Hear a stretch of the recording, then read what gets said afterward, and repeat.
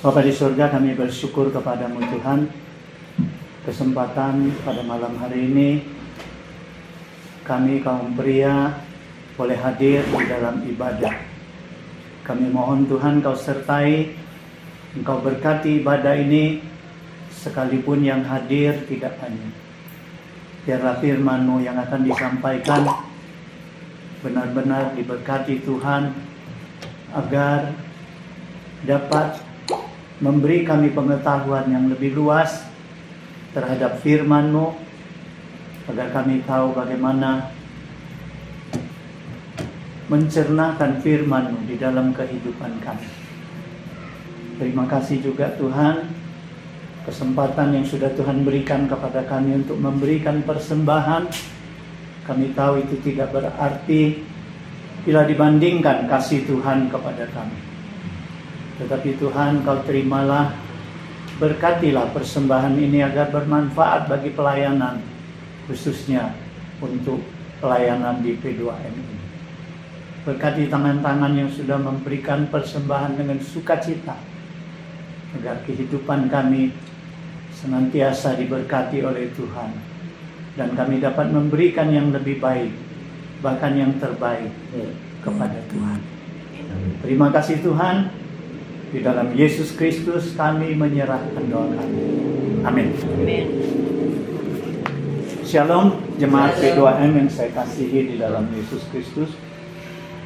Firman Tuhan hari ini saya memberikan sebuah tema, yaitu misteri mimpi. Kita baca satu ayat Alkitab terlebih dahulu, yaitu Kisah Para Rasul. Kisah Para Rasul pasal 2 ayat ke-17.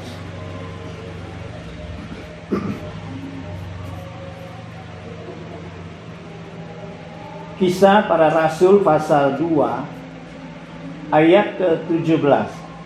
Bila sudah mendapatkan, kita baca bersama-sama. Kita mulai. Akan terjadi pada hari-hari terakhir, demikianlah firman Allah, bahwa Aku akan mencurahkan rohku ke atas semua manusia. Maka anak-anakmu laki-laki dan perempuan akan bernubuat, dan taruna-tarunamu akan mendapat penglihatan-penglihatan, dan orang-orang yang tua akan mendapat mimpi. Jemaat P2M yang saya kasihi di dalam Yesus Kristus, tema kita adalah misteri mimpi. Berbicara tentang mimpi, bagi sebagian orang bahwa mimpi itu adalah hal yang biasa. Tidak perlu kita mereka-reka, apalagi mencari arti daripada mimpi ini. Tetapi bagi sebagian orang yang lain, mereka menganggap bahwa di dalam mimpi itu mengandung misteri dan arti yang dalam. Oleh sebab itu, harus direka-reka, harus dicari sebenarnya ada arti apa di dalam setiap mimpi kita. Jadi, bagi orang-orang yang menganggap dirinya punya pengalaman tentang mimpi, maka mereka rame-rame membuat buku tentang ramalan mimpi. Jadi kalau kita cari di pasaran buku yang berjudul ini ramalan mimpi, itu ada banyak bahkan. Nah, saudara sekalian, mimpi juga disebut sebagai kembangnya tidur, supaya tidur kita lebih nyenyak. Karena kalau sebuah tidur tanpa mimpi, itu tidak namanya tidur. Nah, namun tidak setiap mimpi itu membawakan kesejahteraan dalam hati kita. Contohnya, kalau orang mimpi dikejar-kejar setan atau dikejar-kejar oleh anjing gila, wah, saat dia bangun dari mimpi, mungkin napasnya ngos-ngosan di sana. Ya. Apalagi kalau ada orang yang mimpi giginya copot. Nah, ini selalu diartikan bahwa mempunyai isyarat. Kalau mimpi gigi copot itu isyaratnya akan ada hal-hal yang buruk akan terjadi di dalam hidup. Sehingga Orang yang mimpi demikian akan selalu khawatir sepanjang hari. Ada apa yang akan terjadi hari ini? Ada apa yang buruk akan terjadi hari ini? Karena tadi aku mimpi gigiku copot. Nah, saudara sekalian, mimpi juga sering kali berhubungan dengan hal-hal tahyul. Contoh, pada saat kuburan orang Chinese di Lahat, diperintahkan oleh pemerintah supaya dipindahkan semua ke Puntang. Pada saat itu cece saya ada kuburan di situ. Nah, kuburan itu digali dan saya lihat sendiri di kuburan cece saya itu tulang-tulangnya itu sudah terpisah semua. Tulang kepala, tulang tangan, jari tangan, tulang kaki, ruas-ruasnya sudah copot. Sudah buyar semua di dalam kuburan itu.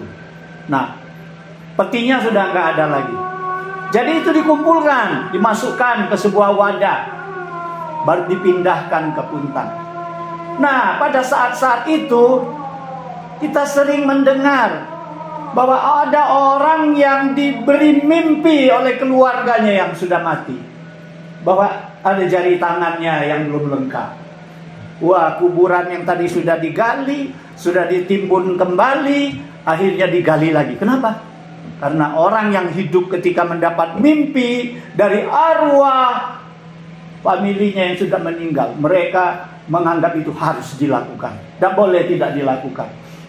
Dibongkar lagi kuburan itu. Bayangkan, tanah yang sudah ditutup kembali dibongkar untuk mencari 1-2 jari. Bukannya mudah. Nah, andai kata tidak tercari, maka itu akan jadi beban pikiran bagi familinya. Sehingga mereka harus cari cara bagaimana adakan suatu upacara supaya meredahkan amarah mungkin orang yang familinya yang sudah meninggal, bahwa jarinya itu nggak ketemu. Nah, saudara sekalian, kita sebagai umat Kristen, bagaimana kita memandang tentang mimpi, ya, supaya pandangan kita ini sesuai dengan iman kepercayaan kita dan tidak sesat, tidak menyimpang. Karena di dalam Alkitab menulis tentang mimpi. Saudara sekalian, kalau kita kumpulkan semua tentang mimpi di dalam Alkitab, rata-rata terbagi 3 bagian. Coba kita baca di dalam Pengkhotbah pasal 5 ayat kedua. Kami minta saudara Toto coba bacakan. Nanti Pak Wira tolong baca di Yesaya pasal 29 ayat ke-8. Silakan. Pengkhotbah pasal 5 ayat 2. Pengkhotbah 5 ayat 2. Karena sebagaimana mimpi disebabkan oleh banyak kesibukan, demikian pula percakapan bodoh disebabkan oleh banyak perkataan. Silakan Pak Wira di Yesaya pasal 29 ayat ke-8. Seumpama seorang yang lapar bermimpi ia sedang makan, pada waktu terjaga perutnya masih kosong. Atau seumpama seorang yang haus bermimpi ia sedang minum, pada waktu terjaga sesungguhnya ia masih lelah, kerongkongannya masih dahaga. Demikianlah halnya dengan segala pasukan bangsa-bangsa yang berperang melawan gunung Sion. Nah, jemaat yang saya kasih dalam Yesus Kristus, melalui 2 ayat ini Alkitab mengatakan bahwa mimpi bisa disebabkan karena kesibukan hidup kita pada siang hari. Ya, kesibukan itu hal-hal yang itu meninggalkan kesan yang dalam di dalam hati kita, sehingga terbawalah di dalam tidur kita. Ya, contohnya seorang anak mimpi menghajar temannya. Kenapa? Karena waktu siang hari dia dipermainkan oleh anak itu. Dia diperdaya sehingga dia balas dendam. Waktu mimpi dia hajar anak itu. Nah, itu terbawa waktu siang hari. Seorang yang suka memancing ikan, malam hari dia mimpi dia dapat ikan yang banyak. Karena apa? Memang tiap hari kerjanya mancing ikan. Harapannya supaya dapat ikan. Sehingga dalam mimpi pun dia mendapatkan banyak ikan. Nah, ini contohnya. Menurut seorang dokter yang namanya Vasily Kasatkin, melalui penelitiannya dia katakan kadang-kadang mimpi ini merupakan sebuah peringatan akan datangnya serangan penyakit. Jadi mimpi ini bisa memberikan isyarat bahwa orang itu sebenarnya sedang mau diserang oleh penyakit. Mimpi apa itu? Ya, seringkali mimpi dia memanjat dinding yang tinggi sambil memikul beban yang berat. Nah, seringkali mimpinya itu dia mimpi orang-orang tua yang sudah meninggal, terutama sanak familinya yang sudah meninggal. Sehingga ketika dia bangun dia rasa tubuhnya berat sekali, sakit semua. Nah, saudara sekalian, menurut dokter ini, mimpi yang seperti ini akan membawa isyarat bahwa badan, tubuh, kesehatan orang itu sedang terancam oleh penyakit. Apakah itu benar? Ya, saya katakan ya, mami sering seperti itu. Kalau dia udah malam-malam mimpi neneknya yang sudah meninggal, mama papanya udah meninggal, dia mimpi dia dikejar-kejar dan dia manjat-manjat tebing yang berat. Nah, itu ciri-cirinya. Sebentar lagi dia kena flu, kena sakit apa, sakit tulang, pokoknya dia sakit. Nah, saudara sekalian, mimpi menurut Alkitab juga bisa berasal dari iblis. Saudara sekalian, kita baca di dalam Ulangan pasal 13 ayat 1 hingga ayat ketiga. Kami minta Pak Joni nanti bacakan Ulangan pasal 13 ayat 1 hingga ketiga. Kemudian kitab Yudas pasal 1 ayat 8 untuk Pak Satya. Kemudian Yeremia pasal 29 ayat ke-8 oleh Edi Chung. Ya. Jadi kita coba lihat 3 ayat ini. Yudas, kitab Yudas di belakang hanya satu pasal. Yudas pasal 1 ayat 8. Kemudian untuk Edi Chung Yeremia pasal 29 ayat 8. Kemudian untuk Pak Joni pasal 13 Ulangan pasal 13 ayat 1 hingga ayat 3. Silakan Pak Joni. Ulangan 13. Apabila di tengah-tengahmu muncul seorang nabi atau seorang pemimpi dan ia memberitahukan kepadamu suatu tanda atau mukjizat, dan apabila tanda atau mukjizat yang dikatakannya kepadamu itu terjadi, dan ia membujuk, mari mengikuti Allah lain yang tidak kau kenal, dan mari kita berbakti kepadanya, maka janganlah engkau mendengarkan perkataan nabi atau pemimpi itu, sebab Tuhan Allahmu mencoba kamu untuk mengetahui apakah kamu sungguh-sungguh mengasihi Tuhan Allahmu dengan segenap hatimu dan dengan segenap jiwamu. Silakan Pak Yudas Satya. 1:8. Namun demikian, orang-orang yang bermimpi mimpian ini juga mencemarkan tubuh mereka dan menghina kekuasaan Allah serta menghina sesama yang mulia di surga. Untuk Edi Chung Yeremia 29 ayat 8.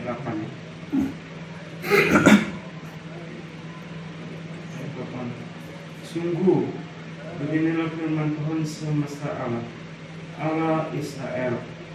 Janganlah kamu diperdayakan oleh nabi-nabi palsu, nabi-nabimu yang ada di tengah-tengah dan di tengah-tengahmu dan oleh juru-juru tenangmu. Dan jangan kamu dengarkan mimpi-mimpi yang mereka mimpikan. Nah, jemaat yang saya kasih di dalam Yesus Kristus, di sini firman Tuhan mengingatkan kepada kita bahwa iblis selalu melalui pemimpi-pemimpi, melalui nabi-nabi palsu, melalui pengajar-pengajar sesat untuk menyesatkan kita melalui mimpi-mimpi mereka. Sekalipun mimpi yang mereka mimpi itu menjadi kenyataan.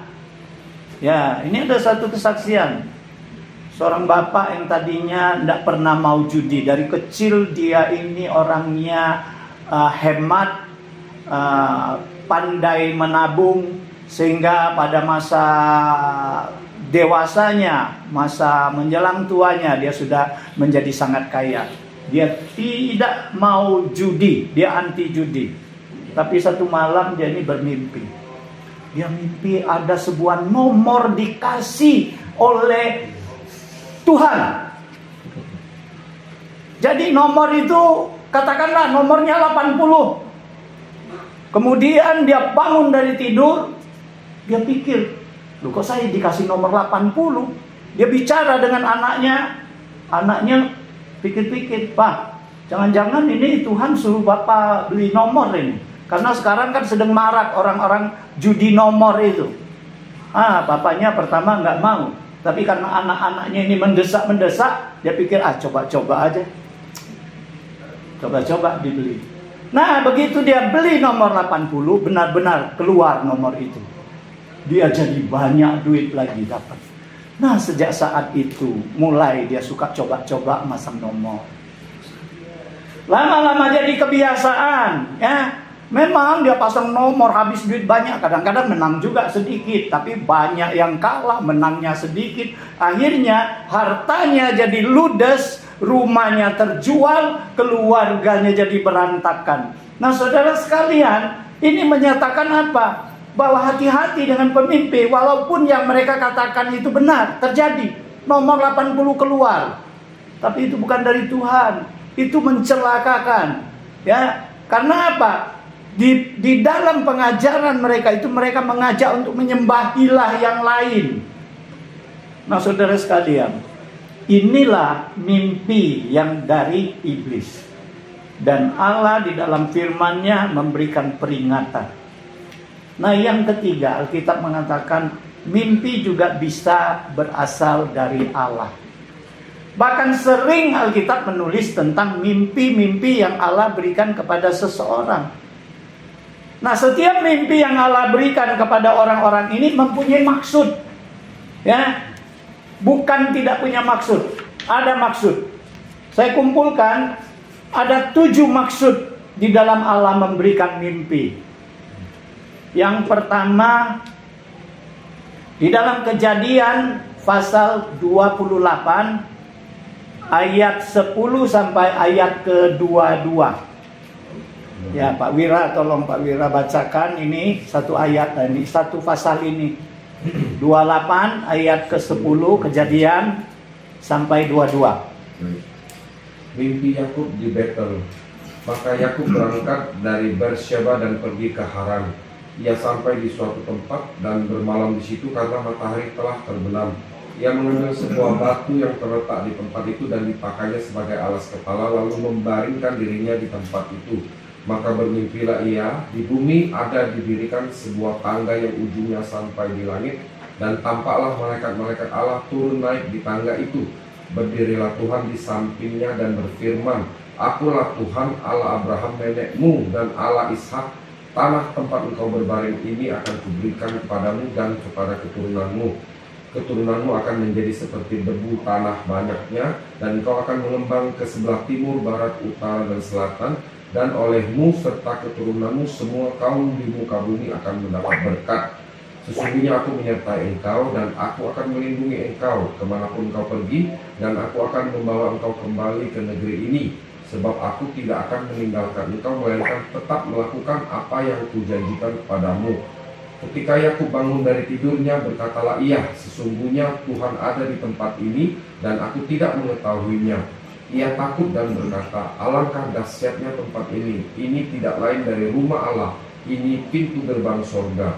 18. Keesokan harinya pagi-pagi Yakub mengambil batu yang dipakainya sebagai alas kepala dan mendirikan itu menjadi tugu dan menuang minyak ke atasnya. Ia menamai tempat itu Betel. Dulu nama kota itu Luz. Lalu bernazarlah Yakub, jika Allah akan menyertai dan akan melindungi aku di jalan yang kutempuh ini, memberikan kepadaku roti untuk dimakan dan pakaian untuk dipakai, sehingga aku selamat kembali ke rumah ayahku, maka Tuhan akan menjadi Allahku. Ayat 22, dan batu yang kuberikan sebagai tugu ini akan menjadi rumah Allah. Dari segala sesuatu yang engkau berikan kepadaku akan selalu kupersembahkan 1/10 kepadamu. Nah, jemaat yang saya kasih di dalam Yesus Kristus, mimpi yang Allah berikan kepada Yakub ini adalah saat Yakub melarikan diri dari abangnya Esau. Karena dia sudah mencuri, sudah mengambil, menyerobot berkat kesulungannya. Sehingga Esau berjanji, ketika papaku Ishak ini tutup mata, hari itulah aku bunuh adikku. Nah, saudara sekalian, ini diketahui oleh Ribka, istrinya Ishak, mamanya Yakub. Cepat-cepatlah dia izin dengan suaminya supaya Yakub ini pergi ke tempat pamannya di Padan Aram, tempatnya yaitu si Laban. Nah, tempat Laban. Alasan mamanya ini adalah supaya Yakub tidak memperistri wanita-wanita Kanaan, supaya dia beristri dengan familinya, yaitu anaknya Laban itu. Nah, saudara sekalian, ketika itu Yakub melarikan diri. Dia sedang dalam perjalanan, hatinya lagi gamang. Dan pada saat itu dia belum menjalin hubungan yang pribadi dengan Allah, dengan akrab. Dia masih samar-samar mengenal Allah. Tapi saudara sekalian, pada saat dia tiba di satu tempat dan akhirnya dia namakan itu Betel, di situ dia kecapean, di situ dia tidur, di situ dia mendapat mimpi, dan di dalam mimpi itu Allah menjanjikan apa? Aku akan menyertai engkau. Aku akan memberikan engkau kekuatan. Aku akan memberkatimu, memberkati keturunanmu. Nah, saudara sekalian, di dalam mimpi yang Allah tunjukkan kepada Yakub mengandung maksud supaya Yakub yang sedang lemah, butuh kekuatan, butuh perlindungan, Allah berikan kekuatan, Allah berikan keyakinan, janji-janjinya. Nah, saudara sekalian, inilah maksud pertama daripada mimpi yang Allah berikan. Di dalam mengandung janji, memberikan kekuatan, dan memberikan janji perlindungan. Nah, saudara sekalian, yang kedua, janji apa di dalam mimpi yang Allah berikan? Di dalam Kejadian pasal 37 ayat 5 hingga 11. Kami minta Pak Joni untuk bacakan ini. Kita lihat apa maksud Allah yang kedua di dalam mimpi. Kejadian 37 ayat 5 hingga ayat 11. Pada suatu kali bermimpilah Yusuf, lalu mimpinya itu diceritakannya kepada saudara-saudara. Sebab itulah mereka lebih benci lagi kepadanya. Karena katanya kepada mereka, coba dengarkan mimpi yang kumimpikan ini. Nampak kita sedang di ladang mengikat berkas-berkas gandum. Lalu bangkitlah berkasku dan tegak berdiri. Kemudian datanglah berkas-berkas kamu sekalian mengelilingi dan sujud menyembah pada berkasku itu. Lalu saudara-saudaranya berkata kepadanya, apakah engkau ingin menjadi raja atas kami? Apakah engkau ingin berkuasa atas kami? Jadi makin bencilah mereka kepadanya karena mimpinya dan karena perkataannya itu. Lalu ia memimpikan pula mimpi yang lain yang diceritakannya kepada saudara-saudaranya. Katanya, aku bermimpi pula, tampak matahari, bulan, dan 11 bintang sujud menyembah kepadaku. Setelah hal ini diceritakannya kepada ayah dan saudara-saudaranya, maka ia ditegur oleh ayahnya. Mimpi apa mimpimu itu? Masakan aku dan ibumu serta saudara-saudaramu sujud menyembah kepadamu sampai ke tanah. Maka iri hatilah saudara-saudaranya kepadanya, tetapi ayahnya menyimpan hal itu dalam hatinya. Nah, jemaat yang saya kasih di dalam Yesus Kristus, ketika Allah memberikan mimpi kepada Yusuf, Allah ingin menyatakan sebenarnya kepada Yusuf masa depannya. Allah sebenarnya membuka rahasia bahwa masa depanmu seperti itu. Ya. Cuma Yusuf pada saat itu belum mengerti.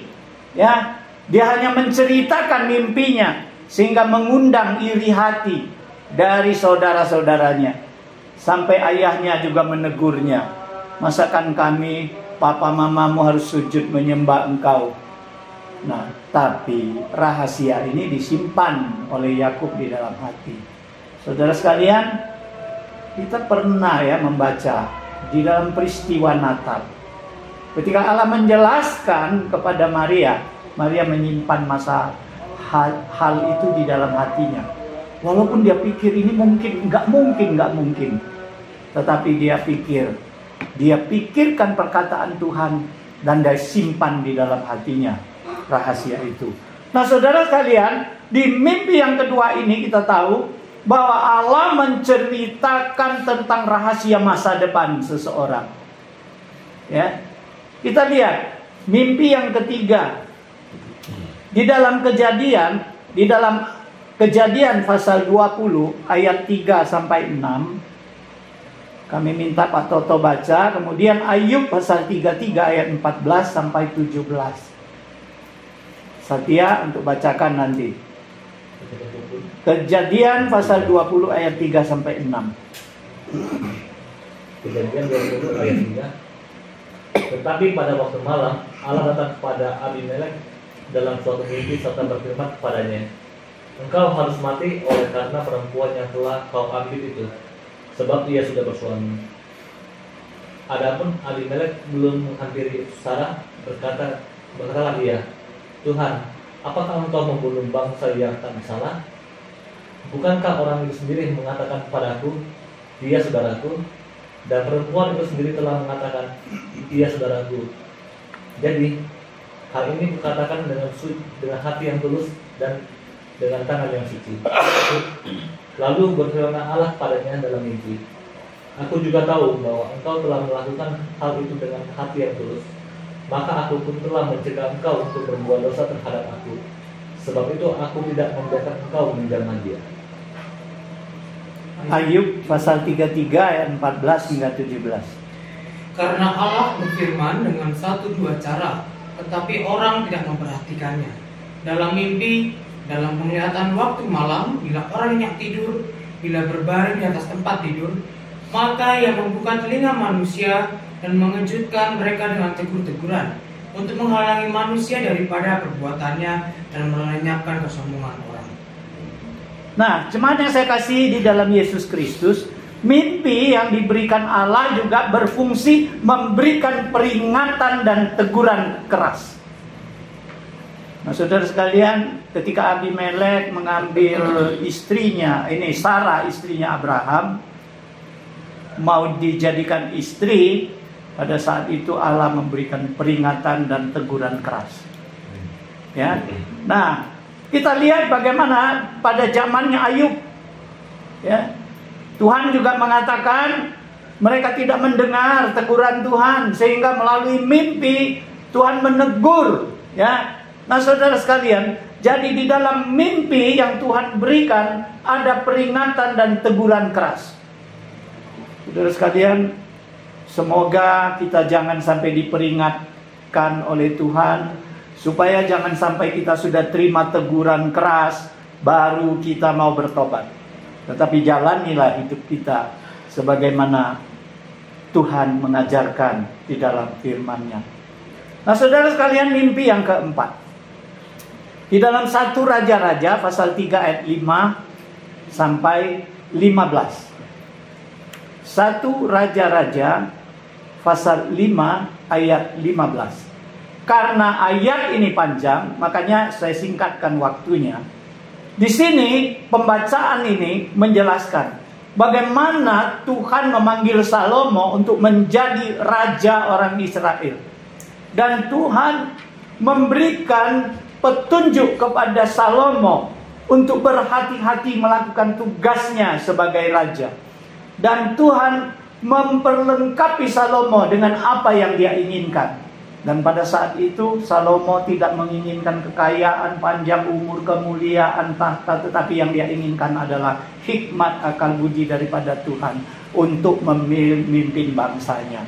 Nah, saudara sekalian, Allah memberikan mimpi kepada Salomo adalah bermaksud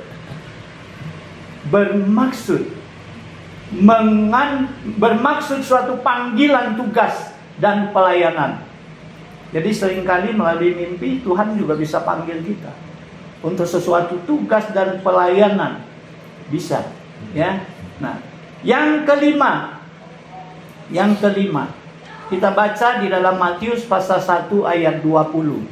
Pak Edi Chung, tolong bacakan Matius pasal 1 ayat 20.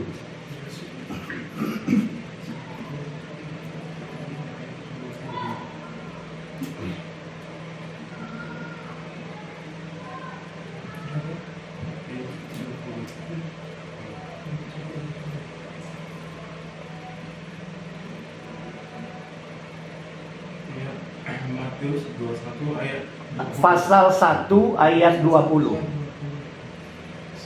Matius pasal 1 ayat 20. Ini nah.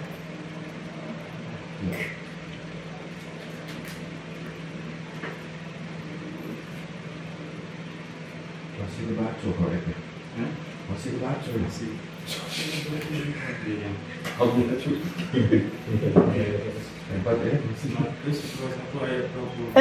Matius 1. Matius 1 ayat 20. Nah, Tetapi ketika ia mempertimbangkan maksud itu, malaikat Tuhan nampak padanya dalam mimpi dan berkata, Yusuf, anak Daud, janganlah engkau takut mengambil Maria sebagai istrimu, sebab anak yang di dalam kandungannya adalah dari Roh Kudus.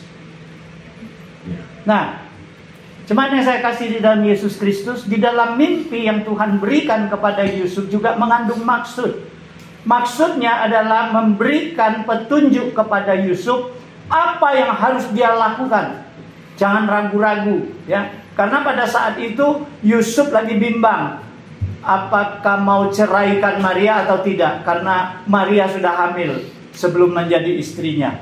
Nah, dia sedang bimbang. Tuhan memberikan petunjuk tentang apa yang harus dia lakukan. Jangan takut, tetap beristri Maria karena kandungannya dari Roh Kudus. Nah, saudara sekalian, mimpi yang dari Allah juga bisa memberikan petunjuk apa yang harus kita lakukan. Nah, kemudian yang keenam, Matius pasal 2 ayat 13. Matius 2 ayat 13. Pak Wira, tolong. Ayat 13, setelah orang-orang Majus itu berangkat, nampaklah malaikat Tuhan kepada Yusuf dalam mimpi dan berkata, bangunlah, ambillah anak itu serta ibunya, larilah ke Mesir dan tinggallah di sana sampai aku berfirman kepadamu, karena Herodes akan mencari anak itu untuk membunuh dia. Nah, dalam mimpi yang Tuhan berikan juga mengandung maksud supaya kita menghindari dari bahaya. Pada saat itu, Yusuf dan Maria serta bayi Yesus diperintahkan oleh Tuhan dalam mimpi segera berangkat menuju Mesir untuk menghindarkan diri dari Raja Herodes yang akan mengutus pasukan untuk membunuh bayi-bayi yang di sana, untuk mencari Yesus. Nah, saudara sekalian, yang ketujuh, di dalam Kisah Rasul pasal 2 ayat 17 yang kita bacakan tadi, dan ayat ke-21. Pak Joni, tolong Kisah Rasul pasal 2 ayat 17 dan ayat 21. 2 ayat. Akan terjadi pada hari-hari terakhir demikianlah firman Allah, bahwa aku akan mencurahkan rohku ke atas semua manusia. Maka anak-anakmu, laki-laki dan perempuan akan bernubuat, dan perwira-perwiramu akan mendapat penglihatan, dan orang-orangmu yang tua akan mendapat mimpi. Dan barang siapa yang berseru kepada nama Tuhan akan diselamatkan. Amin. Nah, dari kedua ayat ini kita tahu bahwa Tuhan juga melalui mimpi untuk melalui pekerjaan Roh Kudus untuk memanggil orang untuk percaya kepada Yesus. Nah, saudara sekalian, panggilan untuk bertobat ini adalah salah satu maksud di dalam mimpi yang Tuhan berikan. Nah, saudara sekalian, jadi kalau kita baca Alkitab memberikan contoh banyak tentang mimpi yang Allah berikan kepada manusia dan mengandung maksud-maksud yang tertentu. Tapi saudara sekalian, sekalipun demikian, jangan kita terobsesi kepada mimpi. Jangan oleh karena ini kita cari-cari mimpi. Ya, kita minta Tuhan tunjukkan kehendak-Mu melalui mimpi. Apa yang harus aku lakukan? Nanti kalau kita menghadapi kesulitan, kita bilang, Tuhan tolong supaya aku mimpi apa yang harus aku pilih jalan yang tepat. Nanti kalau kita ada apa-apa, kita harapkan mimpi. Karena kita tahu bahwa mimpi Tuhan bisa memberikan petunjuk, bisa membimbing kita. Saudara sekalian, sekalipun ada contoh demikian banyak di dalam Alkitab, namun firman Tuhan ini bukan suruh kita untuk mengandalkan mimpi. Karena apa? Di dalam firman Tuhan sudah lengkap segala yang ada, segala petunjuk Tuhan yang ada. Coba kita perhatikan dari pertama. Mimpi pertama memberikan kekuatan dan memberikan jaminan. Ada nggak di dalam firman Tuhan bahwa Tuhan akan memberikan kekuatan kepada kita? Banyak. Ya. Yang kedua, menyatakan rahasia masa depan. Ada nggak? Jangankan rahasia masa depan, rahasia tentang akhir zaman pun Tuhan sudah tunjukkan di dalam firman-Nya. Yang ketiga, memberikan peringatan dan teguran keras. Banyak ayat-ayat firman Tuhan yang memberikan peringatan kepada kita. Apa-apa yang harus kita tangkal, jangan kita lakukan. Dan apa-apa yang harus kita lakukan. Dan teguran-teguran keras. Banyak di dalam Alkitab. Kemudian, Alkitab juga menulis banyak sekali panggilan tugas pelayanan. Ya, memberikan contoh-contoh tentang talenta. Bagaimana kita harus mempersembahkan diri kita sebagai korban yang hidup. Nah, saudara sekalian, Alkitab juga memberikan petunjuk tentang apa yang harus kita lakukan. Ya, berbuatlah baik, senantiasa berbuatlah, menghasilkan buah yang baik. Nah, saudara sekalian, Alkitab juga mengajar kita bagaimana menghindari diri kita daripada segala bahaya. Ya, kita tahu bahaya, jangan kita hampiri bahaya itu. Kita tahu perbuatan apa yang akan mendatangkan bahaya bagi kita. Kemudian Alkitab juga memberikan panggilan kepada seluruh manusia untuk percaya kepada Yesus. Jadi saudara sekalian, kita harus hidup bagaimana menurut firman Tuhan. Karena firman Tuhan sudah mempunyai pengajaran yang lengkap bagi kita. Firman Tuhan sudah memberikan janji yang lengkap bagi kita. Dan firman Tuhan mempunyai tujuan yang lengkap bagi kehidupan kita. Bagaimana agar hidup kita menjadi berkenan di hadapan Tuhan. Saudara sekalian, yang terakhir, andai kata kita mimpi sekarang, bagaimana kita bedakan? Oh, mimpi aku ini karena kesibukan dunia.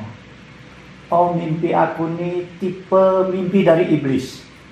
Mimpi aku ini datangnya dari Tuhan. Nah, bagaimana kita bedakan itu? Saudara sekalian, bagaimana kita bedakan itu? Mungkin ada yang mau memberikan tanggapan. Silakan Pak Joni. Bagaimana sebagai orang Kristen untuk bedakan mimpi? Andai kata satu hari ini Joni mimpi, Joni akan menilai mimpi Joni ini sebenarnya dari iblis ini. Ini sebenarnya dari Tuhan ini. Ini sebenarnya gara-gara kesibukan sehari-hari ini. Jadi pikiran, jadi masuk mimpi. Bagaimana bedakan itu? Silakan Joni.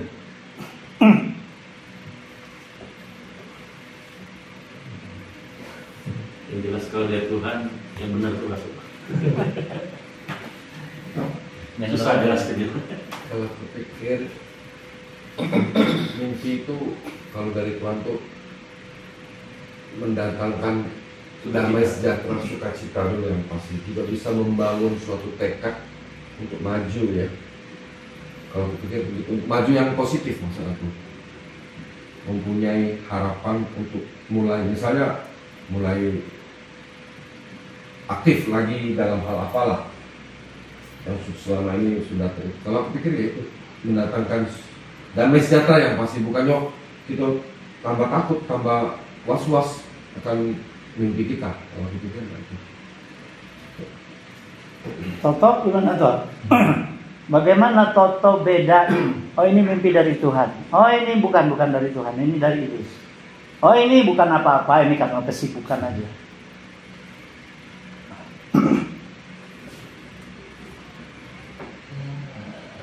Kalau sama lah yang kira-kira memang bagi kita memang positif ya, kita coba jalanin. Tapi kalau memang sebenarnya kurang baik ya begitu sudah lewat fase hanya lewat. Yang bagaimana namanya positif, yang bagaimana yang namanya baik. Coba Satya. Ya kalau mimpi, gimana ya? Itu kadang gue nggak ngerasain mimpi, lempeng-lempeng aja ngejum, pagi. Jangan kalau. Jadi kalau ditanya mimpi yang bagaimana kan, kalau tentang hal baik ya pastinya ketika tidur pun merasa nyaman, maksudnya tentram, nggak ada gangguan. Tapi kalau mimpi yang nggak baik bisa dibilang mimpi buruk, kayak tiba-tiba keringetan ya. ketemu apalah di dalam mimpi gitu kan, tiba-tiba bangun, ada apa-apa nih gitu kan. Ya mungkin itu sih Bi, kalau untuk perbedaan mana mimpi yang baik, mana mimpi yang tidak baik.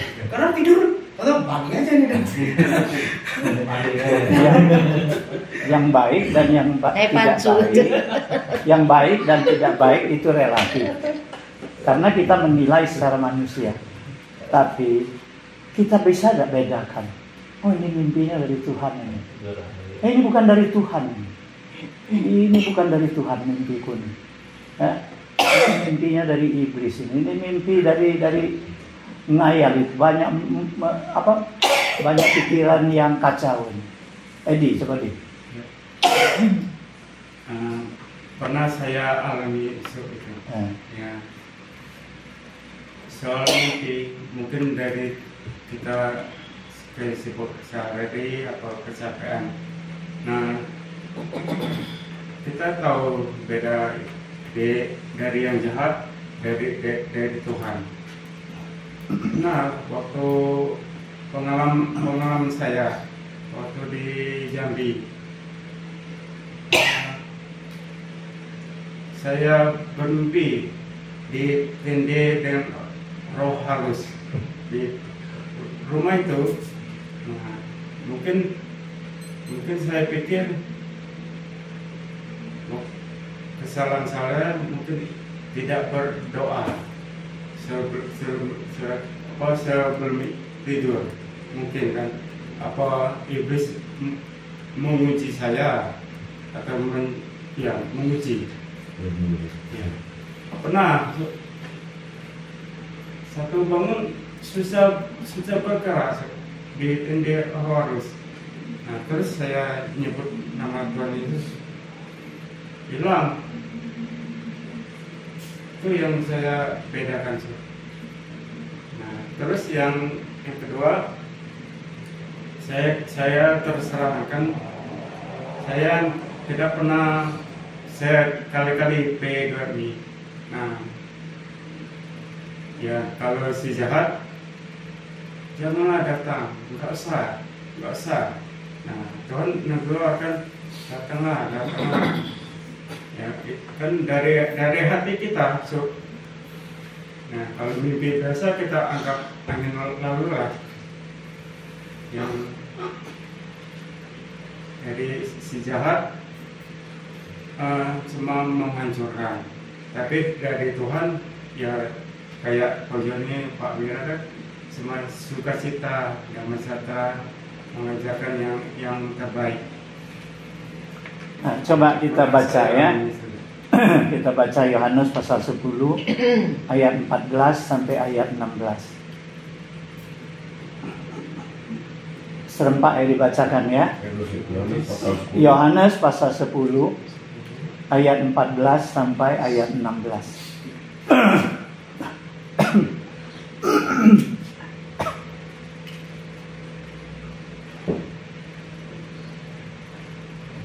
Sudah dapatkan semua?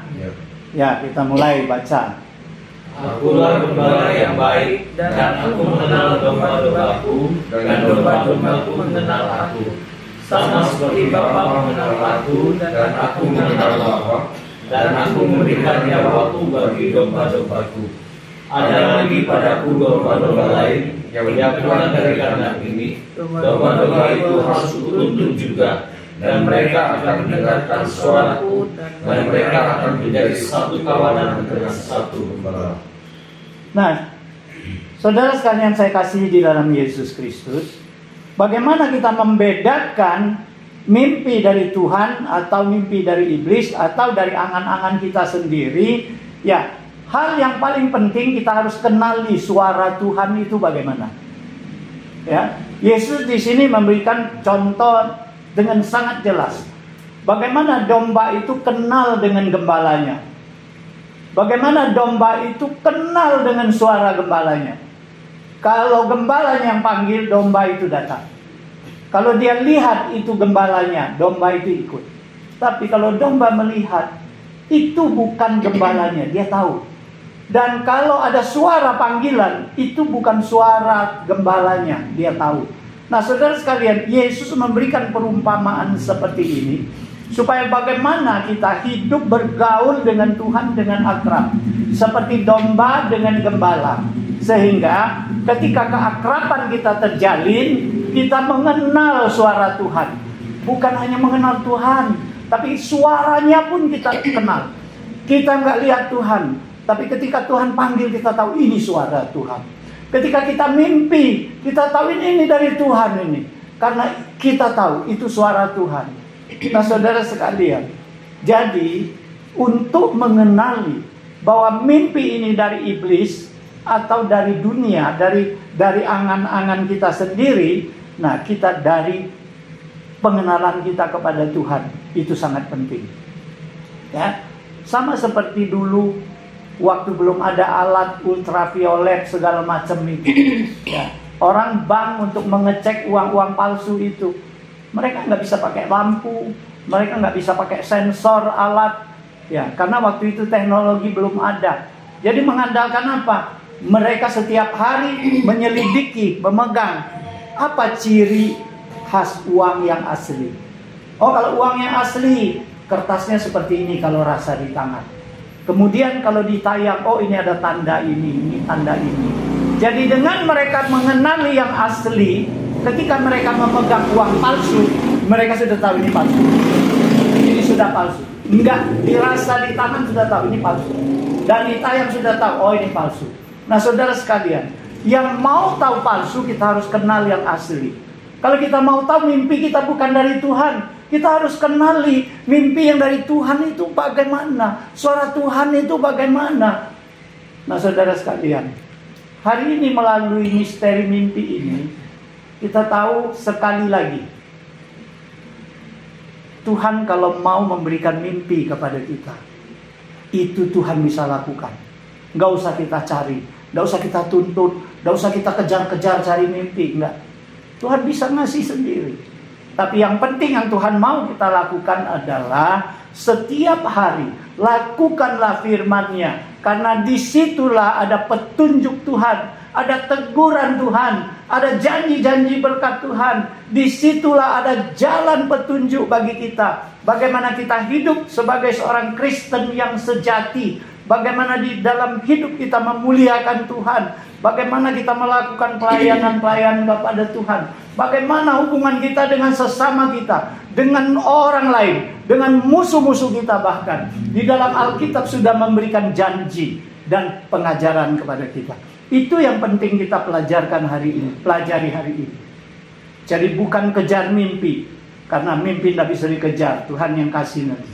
Ya, tapi kalau ada mimpi-mimpi dari iblis, dari apa, kita sudah tahu bahwa ini bukan dari Tuhan.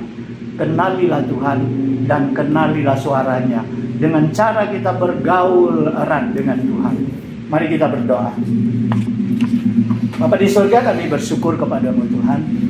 Kami mohon melalui firman-Mu pada malam hari ini kami diberi petunjuk, sehingga di dalam kehidupan kami senantiasa mengandalkan Tuhan, sehingga senantiasa melakukan firman-Mu, senantiasa dengar-dengaran akan suara-Mu. Terima kasih Tuhan. Di dalam Yesus Kristus kami berdoa. Amin.